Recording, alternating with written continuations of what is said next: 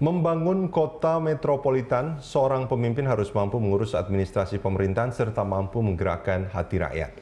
Hal ini disampaikan Wali Kota Bandung Ridwan Kamil dalam seminar yang digelar di Universitas Pelita Harapan dan sejumlah universitas lainnya. Ridwan Kamil hadir sebagai pembicara dalam seminar bertajuk Transforming Life, Human and Cities, How Social and Green Can We Go di Hotel Arya Duta Jakarta. Seminar mendiskusikan upaya mendekatkan metropolitan kepada lingkungan dan interaksi antar sesama. Menurut Ridwan, selama menjadi wali kota Bandung, dirinya mengajak warga Bandung yang muslim untuk melakukan salat subuh berjamaah di masjid setiap hari Minggu. Di saat yang sama, ia juga meminta warga Bandung beragama Kristiani agar tidak lupa untuk beribadah di gereja. Begitu juga dengan warga Bandung yang beragama Hindu, Buddha, dan Konghucu, diingatkan untuk menjalankan ibadahnya. Hal itu memperlihatkan toleransi beragama, di mana mayoritas dipahami dan minoritas dilindungi. Tidak hanya membangun administrasi, membangun fisik ya, tapi membangun mental manusianya. Itu yang saya perkuat selama 3 tahun, memperbanyak orang untuk turun jadi volunteer, relawan dalam kegiatan sosial, lingkungan, memperbanyak gerakan-gerakan ibadah masyarakat supaya seimbang antara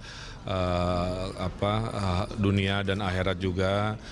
Saya suruh camat lurahnya turun, bersilaturahmi, bawa makanan ke warga miskin, melayani lebih baik. Jadi membangun kota itu harus multidimensi lah kira-kira begitu ya, tidak hanya urusan administrasi. Sementara CEO Lipo Karawaci Alwi Sajaf menyoroti permasalahan dalam pembangunan di perkotaan. Menurut Alwi, pembangunan metropolitan cenderung menyebabkan warga tidak bersosialisasi dengan sesama dan lingkungannya. Singkat bahwa kita perlu melihat kepada manusia. Jadi selama ini kalau menurut saya kita kurang membangun untuk manusia. Kita mungkin terlalu memperhatikan bagaimana kendaraan itu lalu lintas, bagaimana kita berusaha mencapai sebuah tempat dengan lebih cepat, tetapi kita tidak pernah memperhatikan kebutuhan si manusianya itu apa. Nah sementara kita melihat kepada Almer, kita melihat kepada Bordeaux, kita melihat kepada Seoul yang ditampilkan, dan juga kampung-kampung yang pernah kita miliki selama ini, itu adalah semua untuk komunitas kita, untuk manusia kita. Nah kita somehow kehilangan itu semua begitu. Sedangkan pakar arsitektur dari Belanda, Profesor Winnie Mas menilai, masyarakat yang tinggal di perkotaan sangat kurang dalam hal bersosialisasi. Hal ini berbeda dengan masyarakat yang tinggal di daerah pedesaan. Because I do think that the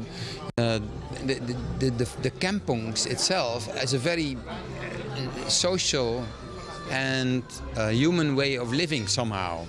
Of course, they have sewage problems. They're poor. They're not well connected. The electricity, the quality is not so good. The ventilation could be better in that way. But as a principle, as the fact that you live in a kind of urban village-like circumstances, that has also some qualities. Namely, that you know each other. You feel intimate.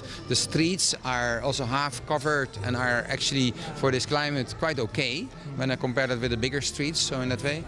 But yeah, so that's why I have to give you a double answer to that. Diskusi kemudian ditutup dengan adanya tuntutan kerjasama antara pemerintah, pihak swasta, serta profesional bidang terkait untuk membangun masyarakat di perkotaan dengan kualitas hidup yang baik.